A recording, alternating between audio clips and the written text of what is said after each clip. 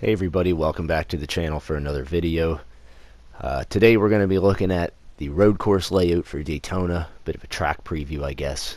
I've been wanting this to happen for a while. Of course, yesterday NASCAR announces that the Busch Clash will be run on the road course under the lights, which is really neat. I know there's a lot of people upset about this, your traditionalists and whatnot, but this race, you know, it hasn't always been a traditionalist race. Yes, it's always been on the oval, obviously, but it started in 1979. It's gone through 4, 5, 6 names, like title names of the race, and you know, different format changes and different rules to get in. So it's not like we've had, you know, it's not like running the Daytona 500 on the road course. I think that would be a stupid thing to do. That needs to be left alone. But I don't see any problem with doing something like this. Even you know, I'd honestly prefer like if they ran maybe even the All-Star race on this road course. But we got to see how these cars are going to race first.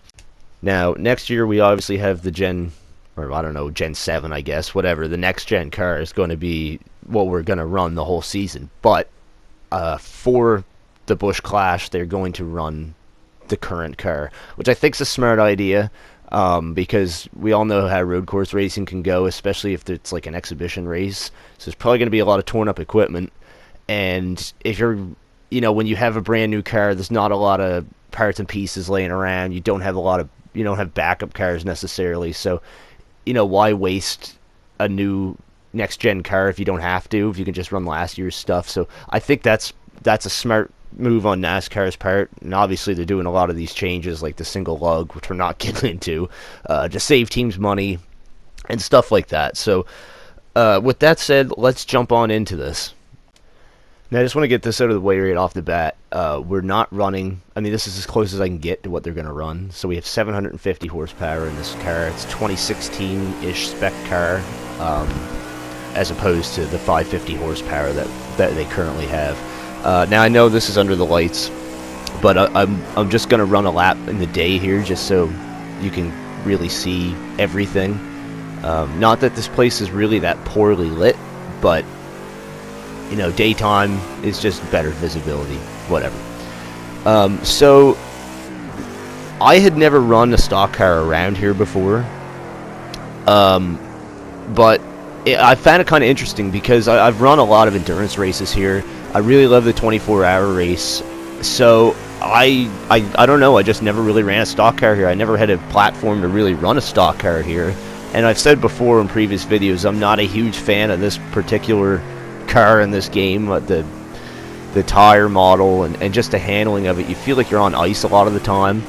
But yes, once you get some heat in the tires, I would say it's 80% of the way thereabouts as to handling like a stock car. I mean, yes, I've never driven a real stock car, but you know what these are supposed to handle like, and it's close. But anyway, with that said, here we are onto the back of the oval. I know I've been talking this whole lap, just to sort of give you a visual if you're not familiar with the road course layout.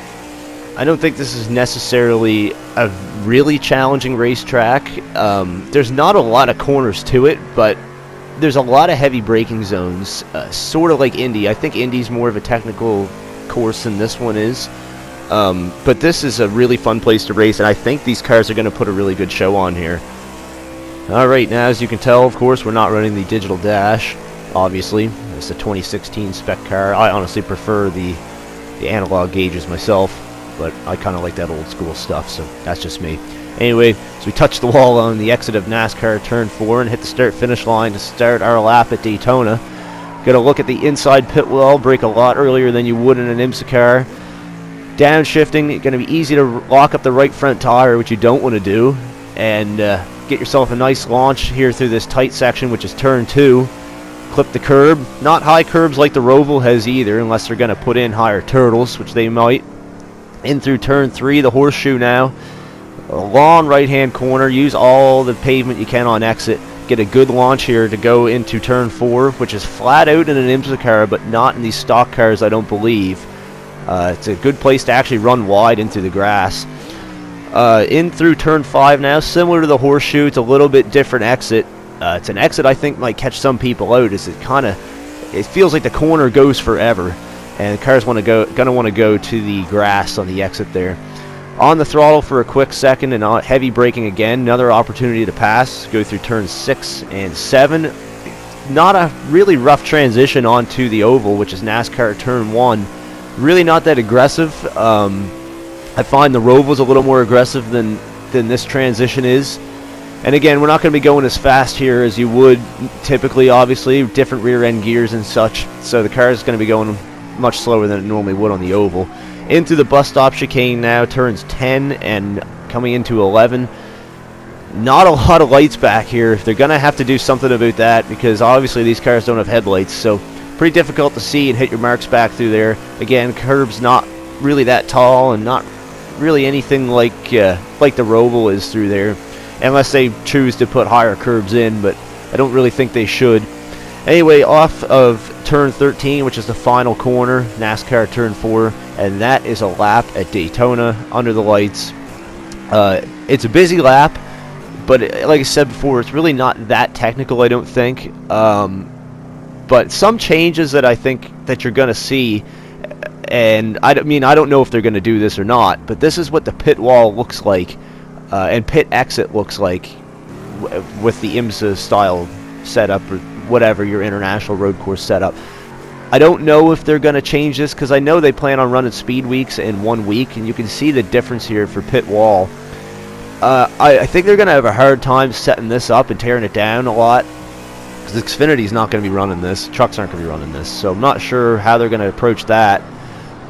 This is what I was talking about. This is a really tough entry into the bus stop chicane. It's easy to outbrake yourself and lose it, because you're going so fast through there, as opposed to the Roval. And of course I mentioned turn 1, another spot that's going to be easy to lock up the right front. I think that's going to be sort of like heartburn turn, or whatever they're calling it for the Roval.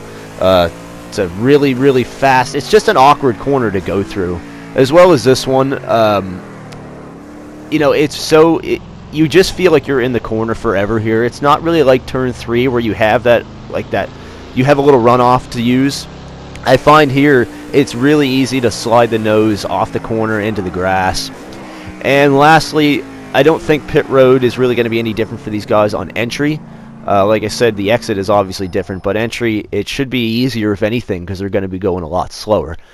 Now on to the actual construction of the stock car. Obviously, these guys aren't running headlights or taillights. Taillight's not a big deal. Obviously, the IMSA cars do, and that's why the lighting is the way it is. But, the backstretch, for the most part, is lit quite well. Like, the oval section of the racetrack's lit fine, because of, obviously, we run the stock cars at night there all the time. But the infield is kind of a different story. I think they can get away with that on this portion of the track, as we're looking at turn 3. But as we look at the bus stop chicane, it's pretty friggin' dark going through here, as you saw in the lap video. So, yes, there's floodlights, I guess you would call them. They're probably going to have to put in some more lighting down through here of some sort. I mean, I don't want to see them put headlights in this race car. I don't think that's really, I guess they could, but if they're looking to save the team's money by running this year's equipment for one race next year, really doesn't make sense to do that, because you're sort of defeating the purpose if you have to add things to the car.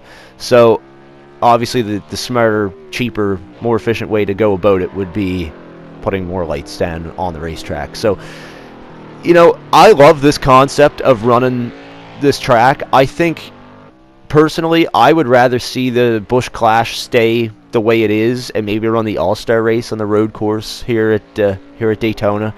But whatever, I'm not going to complain. I'm super pumped for this race. Obviously I'm not racing against other cars, and I'm not going to, because the AI in this game is absolutely dreadful. But it is interesting to take this car and run it around the road course just to sort of see how it behaves. And it's obviously not a exact true to life example of what you're going to see, but it's pretty damn close. And I'm excited. I really am. It's going to be interesting to see what the test is like here. I don't know how many tests they're going to do, or who's going to do them. But, yeah, this is a really good change. I think, you're going to see more of this, to be honest with you, because I feel like with this next gen car, with the sequential transmission and all that stuff, I feel like NASCAR is moving towards more of an IMSA feel, which is going to piss people off, obviously. And I don't think they should go too far in that direction, because obviously they own the IMSA series, so they sort of have that, they already own that. They don't need two. But obviously road course racing is as popular as ever. It's exciting to watch with these stock cars, and if they're designing the next gen car to sort of be more road course friendly, I think you're going to see more racetracks do this sort of thing. So let me know what you think in the comments, what kind of race you think we're going to see, and I'll see you in the next video. Thanks for watching.